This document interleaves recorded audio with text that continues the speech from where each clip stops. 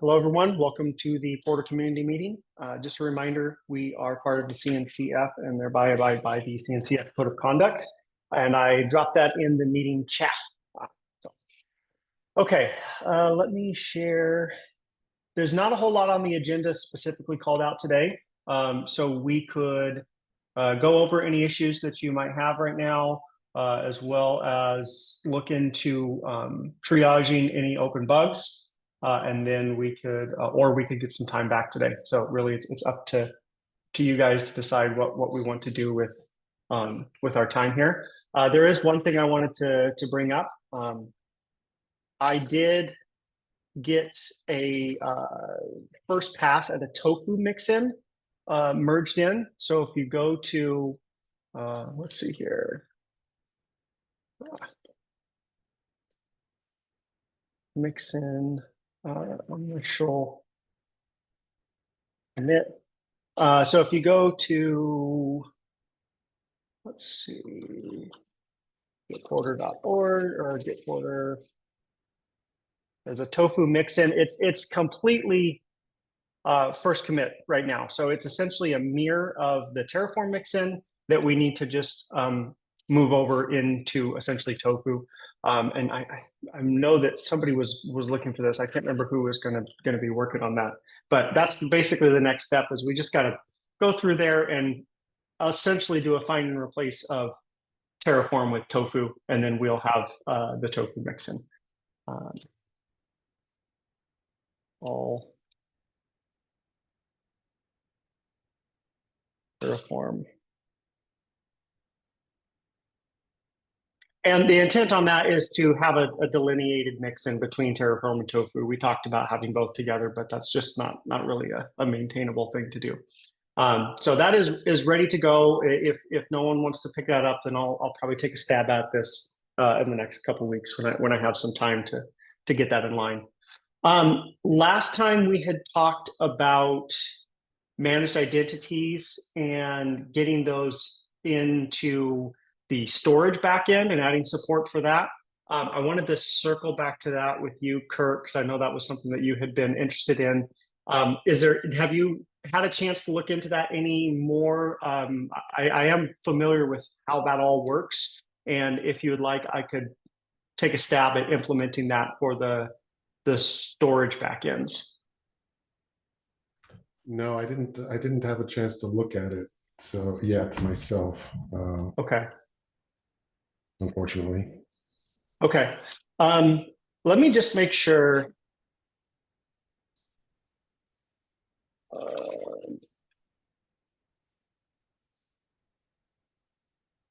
What do you think might be required, or do you have a sense? Yeah, so it's not too difficult. I mean, it's the same kind of fall through logic. There's the default credential for Azure, essentially, that just kind of goes through the different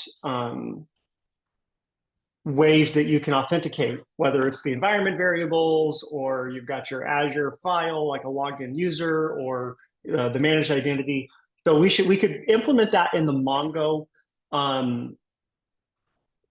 plugin, and then what we would probably do is, if I remember, it's been a couple of years since I've touched this the managed identity auth code, but I think there's a couple of ways you can actually connect and get that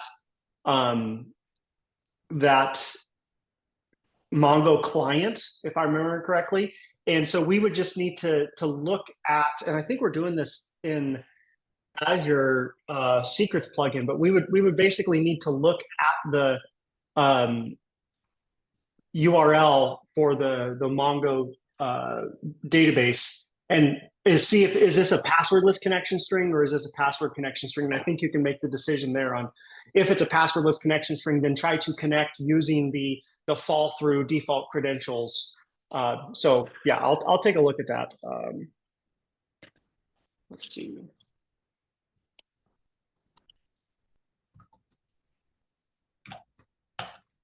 To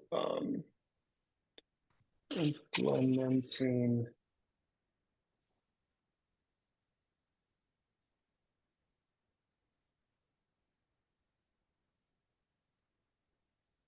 And we could just basically Oh, we should be able. I just realized, oh, well, actually, this needs to be done. Sorry. But just to clarify, I think I said this before. Today, at least Azure, specifically Azure, and I guess we're talking about Azure with the managed identities. Today, the Mongo API for CosmosDB does not support managed identities, but it's on the roadmap, Oh, it does not. It does not, but it will. It will. Okay. Okay. So let's say I think the timeline, I mean, I think that it's, so months from now, maybe September, October, something like that later is when it would start coming out, I believe. Would have to verify the timeline, but it's not supported today. Yeah, so I guess you couldn't test it. So yeah, I think that would be a bit of a challenge. Okay. I mean, it's so at the bare minimum, we could look at parsing out and getting ready for it, and so that it's in place. And then, I mean, until it's supported, it's just not going to work, right? But we would be able to say, like, did you give me a passwordless connection string or not? If you gave me a passwordless connection string, and it's to an Azure Mongo instance, then let's try to authenticate with the managed identity, and it's just not going to work until that's implemented. Yeah, I guess so. Like the plumbing done. Yeah. Yep. Yeah. So, like I said, we're doing that now with the secrets plugin for Azure. If I remember correctly, where you can essentially check to see what's the full path for the secret, and you can provide either that whole entire, key vault, whatever, the whole FQDN to the secret, or you can just provide a secret name and it will resolve to a particular key vault. So we could do something kind of similar with Mongo on how we authenticate just by checking to see what the URL is. Awesome. Okay. Oh yeah, thanks, Troy. And anything else from the last meeting that we wanted to follow up on? I know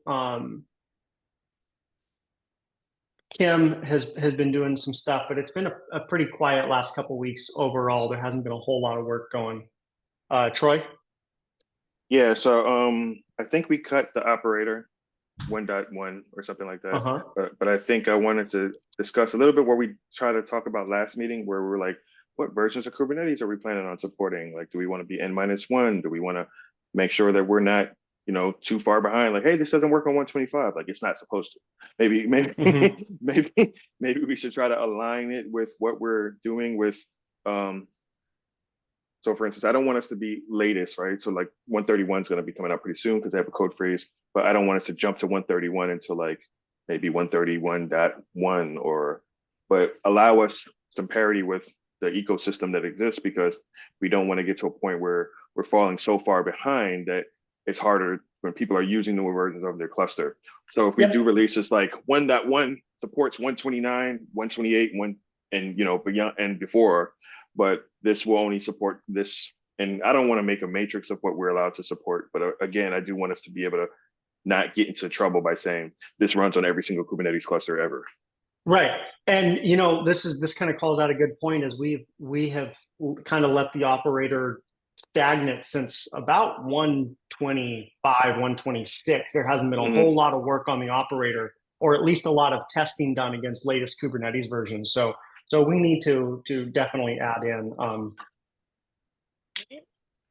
let's see. And maybe that'll be an action item that we take off, is just for 1.1, let's validate that it works on, 29 and 30 or something like that. Okay.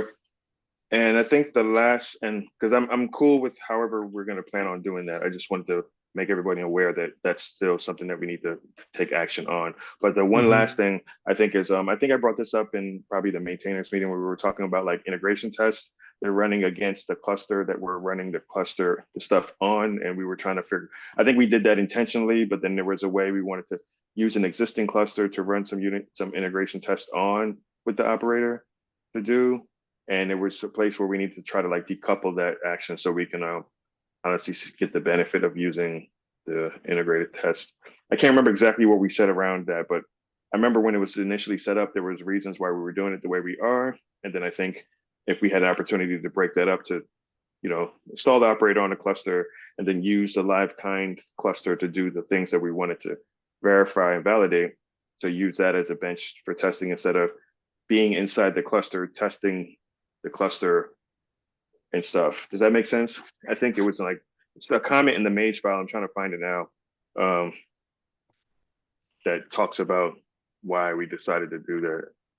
Well, I think what we were doing was the operator was actually running locally against the cluster and not in the cluster for the integration test. Is that what you're talking about? Yeah, so I think that's kind of what it is, rather than like deploying it on the cluster and then running your test at that cluster or something to that degree, and then right, allowing the installation. So like a lot of more validation can be achieved that way, right? Like we use the Porter, whatever we're using to install Porter on the operator on the cluster, we can use that to be validated there, right?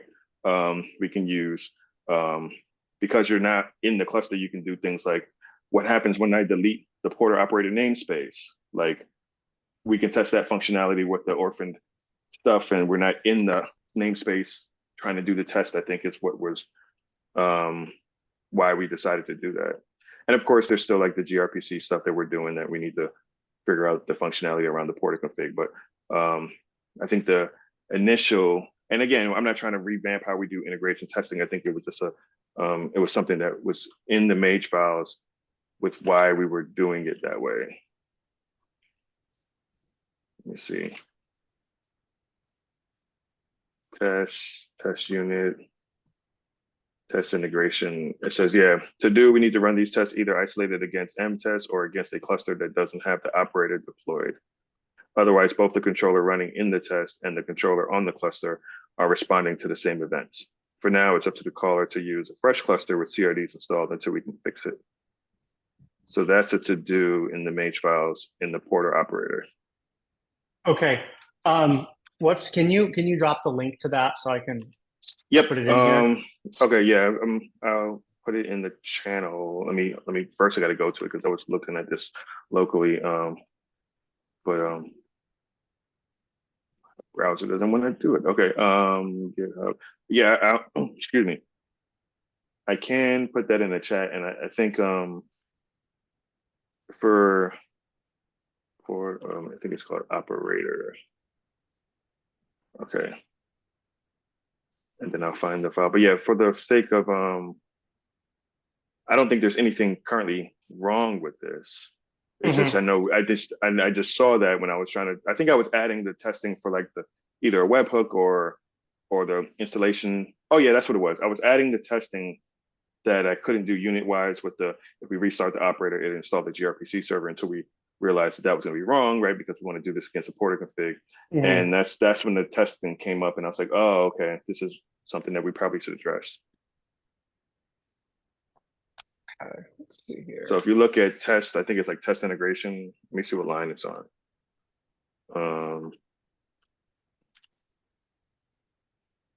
It's like line 277. Okay, either isolated against mtest or against a cluster that doesn't have the operator deployed. Otherwise, both the controller running in the test and the controller on the cluster are responding. For now, it's okay. So yeah, then let's make sure we get this.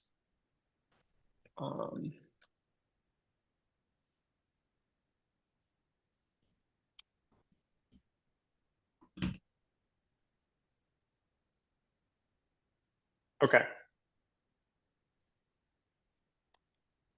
Okay. All right. Yeah, we'll cut an issue and then we can figure out what we want to do around that.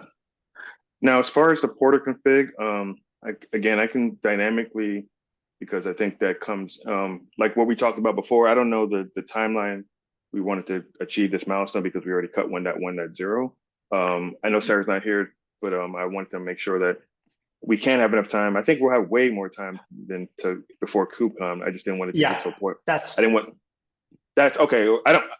yes, I have runway before KubeCon. I don't want it to get to where it's like, oh, it's September, Troy took vacation, now it's a wrap, right? So, so I'll start the implementation again. I'm going to just kill the PR that I have, and then start from the scratch from the discussion and link the two and try to resolve the disparities around that. Now, the question that you were talking about with the different backends, that's going to be that this might be a limitation in that aspect until we resolve that situation with how we want to deal with which store we're using, right? If we're using Mongo, because that's the default thing, but it should be a situation because we already defined an interface that allows you to, store the data, store the state. I just don't want it to get to a part where it gets complicated because we have multiple different backends and we're trying to receive the installation from the. Yeah, see, that's the thing is like we talked about this back when we started implementing, because it used to be that you could have multiple Porter configs. You could have a Porter config per installation inside of the namespace in the operator. And then we started realizing, well, wait a minute, that makes things really hard to manage. So the thought process for that was one Porter config per namespace. And if you want a different backend, so a different Porter config, then you would have a different namespace. And so single namespace inside of a cluster would not be talking to multiple different backends. It would you'd have just a separate namespace altogether for that. Okay. So that greatly simplified the management of this inside of Kubernetes for sure. Now, for running Porter locally, like this kind of mirrors just Porter's behavior, where it just grabs your Porter config and just uses that, right, for every time you run Porter. But we're just making a decision inside Kubernetes where namespace equals all resources inside this Kubernetes namespace talk to the same backend. Okay. Yeah, because there's a different in what namespace means and Porter main and exactly. so I got burnt by that before too. Okay, cool. No, that makes a lot of sense, and I think I can wire that up to where there should only be one Porter config per namespace, right? Do we do anything to block that currently, or we there should be some stuff in there that won't allow you to actually create a Porter config natively. Like it only uses the or maybe it's only default. Like you can't create named Porter configs. So that should be in there. I can double check. I wrote that like. And if not, I can just fetch the name that we know is the default one at this point. Yeah. We only allow a Porter config named default essentially. Okay. So you can create that in a namespace, and then if that exists, then that's what the Porter installations will use. If that doesn't exist, then it will use the one in the default namespace or the operator's namespace, wherever the operator is running. If there's a Porter config there, that will apply to all namespaces if there is no Porter config in that namespace. That's kind of your fallback. And if you don't create one at all, then it uses the in-cluster one as a catch-all. So if there's no Porter config in the operator namespace, then it uses the in-cluster one that's just directly in the code. Like it just uses, it doesn't even create one. It just resolves it. I linked where that Porter, I think it's called resolve Porter config. I was looking at that. Yeah. Okay. So it just falls through. Okay. Yeah, that's pretty much the only thing I had today for the meeting. Sorry, I joined a little late, but no worries. Cool. Is there any? Go ahead. Yeah. Go ahead, Joel. Go ahead, Joel. Go ahead, Kurt. No, go ahead, Kurt. Probably have.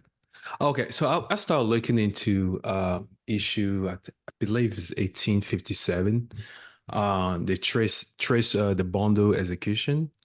Before I went on vacation for like the last month, right? So so before I went on vacation, I kind of identify the package where changes had to be made. So I was actually looking into the runtime package, and then correct me if I'm wrong, as far as like where I was looking at. But the idea is to at the beginning of the mixin execution, like put the statement like a log as far as like mixin start, right? And then when the mixin execution ends, like log the end of the mixin execution. So I wonder if that's the idea, that's the path that we want to go, or if it's just like involve some other additional work that I may not be aware of. Let's see here.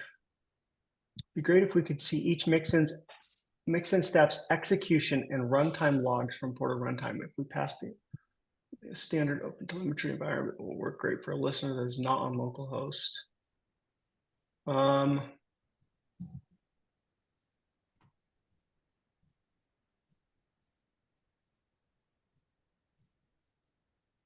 I'm not sure what the purpose of this one is.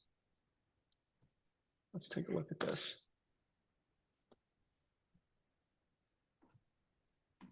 So I was okay, so this is yeah. Go ahead. This is what's currently implemented in terms of tracing, and you're saying we want to go down another level into the actual mixin execution as well. Right.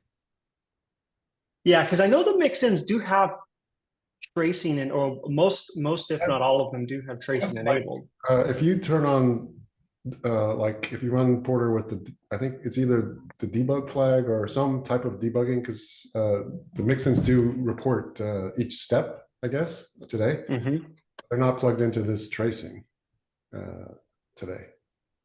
They're not plugged into the tracing? No. I mean, so they will output to console, I think, like right. What step they've done, like in the side of the mixin, like the install step, and they'll print out a little bit of information. So I guess, although I don't know if Joel had a chance to that, I didn't know if that's the place where you might plug in this logic, but I was just mentioning it, that it was there, this debug output. Yeah, the debug's definitely there, but so the mixins run as a separate process as well. So like they kick off as an internal GRPC, and that's how the Porter runtime talks to the different mixins. So if I'm not sure what that would look like to pass like the tracing context to a separate process.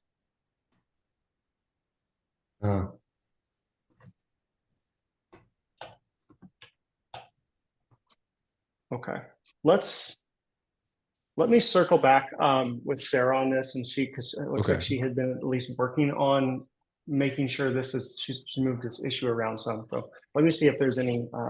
Just to clarify what you're saying too, I assume that tracing context will in the end write to open telemetry. Is that right?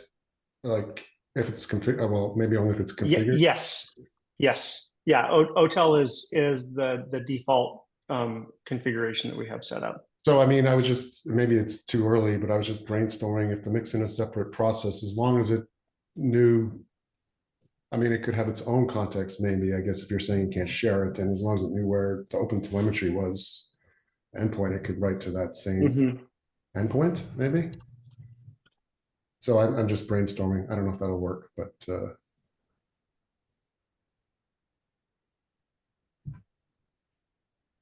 yeah, I mean, I don't know if you can pass something like that between. Yeah, I have not tried that before. The mixins. So the mixins are completely separate processes, and like they're not even part of core Porter, right? So you can write your own mixin and you can shove it in there. So it's up to the mixin itself to implement tracing or not, or log or debug logging or whatever. So we need to figure out how do we wire in the mixins to tracing, either through a shared context or their own context. Perfect.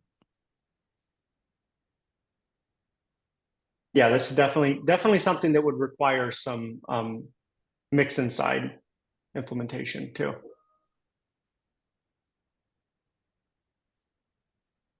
Okay, Let's see.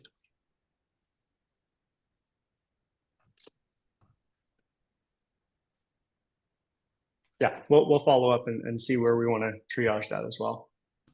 Okay, awesome. Okay. Kurt, did you have something too? Yeah, we are brainstorming about a potential issue that we may have just with the way we're using Porter, plugged into Azure, and also to do these deployments that could take a while. So we have been changing. For instance, a lot of the mixins today use like service principals. Let's say like our mixin uses a client ID and secret and so on. And actually, that's related to our other discussion around security. A lot of if things run in Microsoft, like we're running Porter, which we are inside of a Microsoft infrastructure, we have to try not to use secrets, so try not to use a client ID and secrets, try to use managed identity, like we said.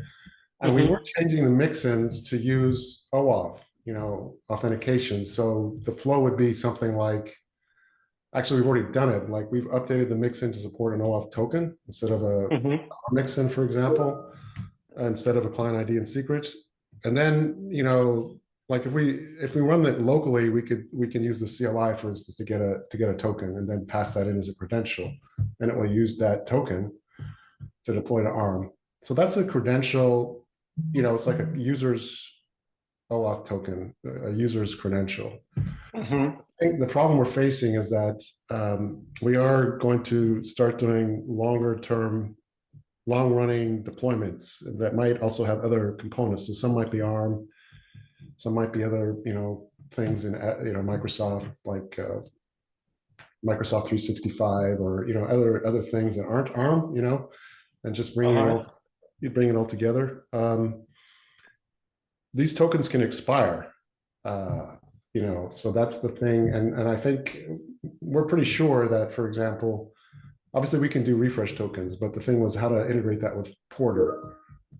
I think, for example, like if we're passing in the token as a credential, that's probably bound to, to whatever is inside the bundle, and Mixins is back at the, at the installation time. So if we did something like try to get a refresh token behind the scenes and put it in the key vault, I don't think Porter's going to pick that up. The updated refresh token. But it depends. It depends on I think where it could have. So like if the token expires, say you're running the Terraform or Tofu mixin to apply, and the token expires mid deployment of the Terraform, like there's nothing we can do about that. Like that's just it, game over, right? Like we can't tell Terraform itself, like, oh, you started off with this token, but you need to finish with this token. But what we could do is, like, if the Terraform itself doesn't take more than the token expiry, we could refetch that token, because it does just-in-time token or just-in-time secret resolution when you pass that in, assuming you're passing it in from a key vault, right? So like if you're passing, so you mean like each mixin will go to key vaults? Like if I'm referencing that same token across different mixins, it'll each mixin will do it? Or?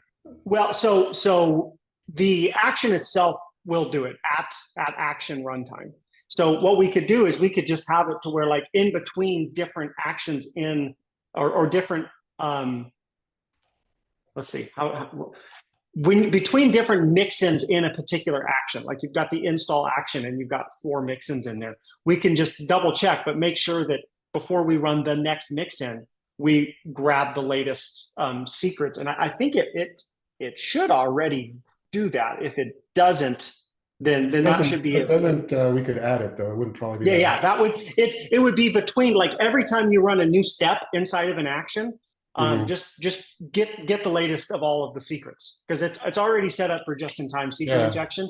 That doesn't support changing the secret mid-step of a particular mixin. Yeah, no, I don't think we would need that, and I don't think that would be required anyway. Like I can't speak for everything you deployed to, but like ARM specifically, as long as the token is good when you start the deployment in ARM, then it's fine. It's not going to, like you say, expire halfway through, as long as when you kicked it off, even if it takes half an hour or something, it will finish. Yeah, I don't think Terraform is not like that though, because Terraform runs client side, and I think ARM runs server side, right? Yeah, right. So yeah, Terraform runs client side. So it just has a litany of API calls, and with the dependency graph that it sets up, like it could be using the same token in 45 minutes because that's what you started the Terraform run with, and it hasn't made this API call yet. So if a token expires mid-flight on a Terraform apply, that's like if you were using different providers. Like if Terraform was calling ARM, that would be fine. But if then Terraform was making a call to something else, like AWS, or, well, I guess it wouldn't use the same token in that case. Yeah, I wouldn't use the same token. But yeah, you definitely can get into a point if you've got a super long Terraform apply where mid-flight that token could expire, and then you would hit a point in your Terraform where your API calls would fail. And there's no way to, like, I don't know that that's a way around that. That might have to be solved differently. But I think for us, I don't think we were thinking we needed to solve that anyway. That wouldn't be the problem to solve. That's outside the scope of this. But the other question is, like, you're passing in the actual OAuth token in as a credential into the bundle. Instead of using client ID or client credentials, service principal credentials inside the bundle as authentication, you use that outside the bundle to get the token, and then that token gets passed into the bundle. Is that? Yeah. Okay. The OAuth token is, I think the bundle, the Mixin probably can support both, but we're using the OAuth token. We've added another credential, to the Mixin. Okay. So then, I would say as long as that is so if you have the token being provided via key vault, a key vault secret, then you should be able to update that key vault out of band of the Porter apply and go and update that secret. And then the next time that runs, that will fetch the new one. Now, you could still run into a race condition where you have an action running that uses the old one, and then you go and update it before that action has necessarily completed, right? These are two separate processes that you'd have to deal with at that point, which makes it a little more complex. It might be easier to implement like full managed identity support for this inside the mixins. Yeah. Well, I don't know, like for the scenario would be that this is based on a user kicking off a deployment. A user is saying, I want to run Porter. So it's using their credentials to do this deployment. It's not using, it's not actually using managed identity in that situation. It's using So it's using their credentials to do the deployment, but they're not having to create a client's like a service principal. Although, and all that. I did, right. Exactly. They're not having, that is something we did discuss. Like, if we run into problems, that actually was something I was brainstorming, is I guess we could use their credentials to create some kind of service principal on demand or something. That is, I think, the recommended approach from Microsoft, isn't it? Like if you're running automation, you create a service principal to do that automation on your behalf. Yeah, perhaps. Although, like you said, this brings us back to we're trying not to use service principals with secrets. Yeah. So I need to think about this some more. So yeah, maybe we could, if we used it along with certificates, for example, that might be acceptable. But right now, we're using the credentials of the user. Just as if they were doing, if a user was using AZCLI directly and did an ARM deployment, it would just use their credentials. Right. Yeah. Exactly. That was kind of always the thing with me, is like we used Porter in production to run, automation on behalf of other users into our managed cloud. So like we always maintained a long-term service principal that was our automation user that ran Porter on behalf of others. So they weren't actually running it themselves. But I'm always like, well, what if I just wanted to run Porter, apply or deploy whatever, and Porter install? Too many words that mean the same thing. I guess if you did it that way, you had just had some logging where you knew which user was kicking it up. It was actually yeah, exactly. Yep. Yeah, we had it like on behalf of Flow, but that's how you run a managed Porter instance on behalf of an organization. But if you want to distribute Porter bundles and have users install them using their own credentials, it would be great to mirror the same behavior that the Azure CLI I think does. that's where we're starting from. But yeah, we were also thinking about some variation of this long running one, just not using a client ID in secret. But so I still think we probably do want to support this OAuth token, that the real user's OAuth token. We might support both depending on the scenario. So I guess we'll look at it based on this. I guess we'll just verify if you're saying it, there might be some hope that it already refreshes between the mixins, but if not, I guess that might be something we could implement. Well, it refreshes in terms of it can go pull a new secret out of the secret backend. Yeah. Not actually does a refresh of the token itself, but I guess I wasn't expecting that to be the case. I thought it might be just bound at when the bundle starts, or maybe just at the beginning of the action. But if it already does it between the mixins, that'd be great. If it doesn't already, based on digging into this, that should be trivial to implement, to make sure. Just go when you run a new step inside of an action, just refresh the secrets needed for that. Like just go grab the new ones, because it's just-in-time injection is just part of the Porter install. Right, we could reuse that code that's already there, I guess. Yep, exactly. Yeah, okay, that's good. Yeah, awesome. Yeah, I just wanted to brainstorm on this particular thing. So yeah, thanks. Let's see what secrets are.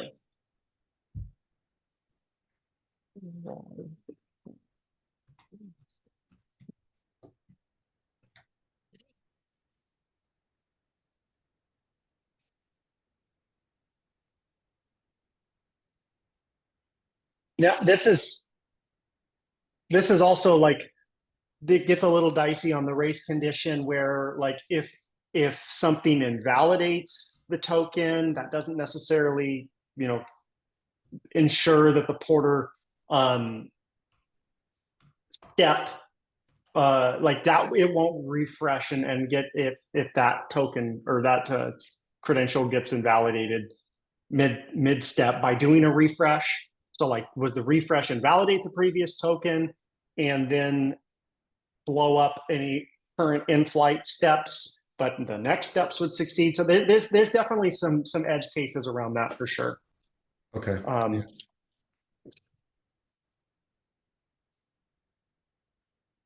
I think this is the winner right here.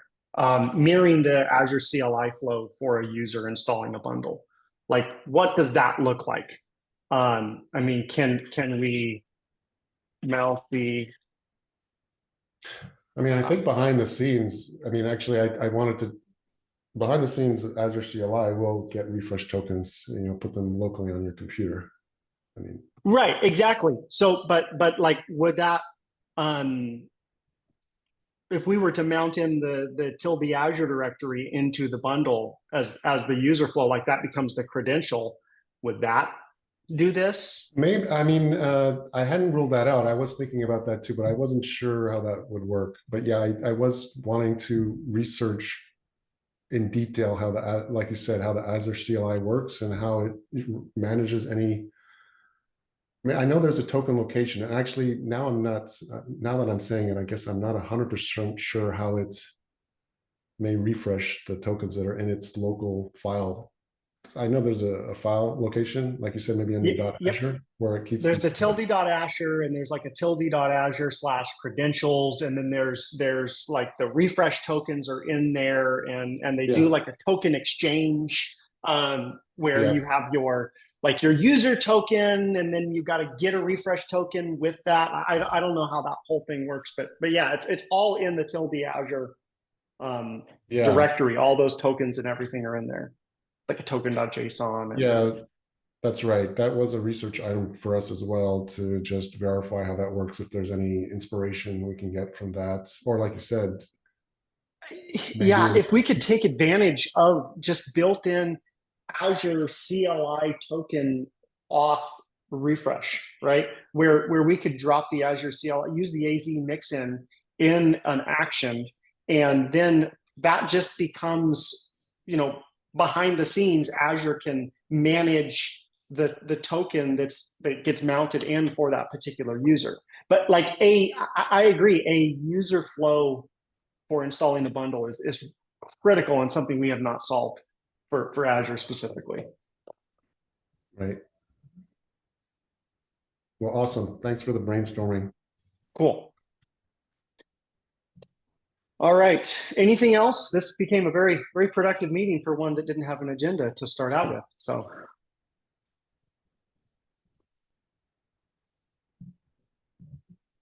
Okay. Well, I'll go ahead. We've only got about 15 minutes left, and I think everything is pretty much well triaged. So we can go ahead and just end it here. And thanks everyone for coming. This is a great meeting. Thank you. Thanks, everyone. All right. Thanks all. Thank you. I'll see you.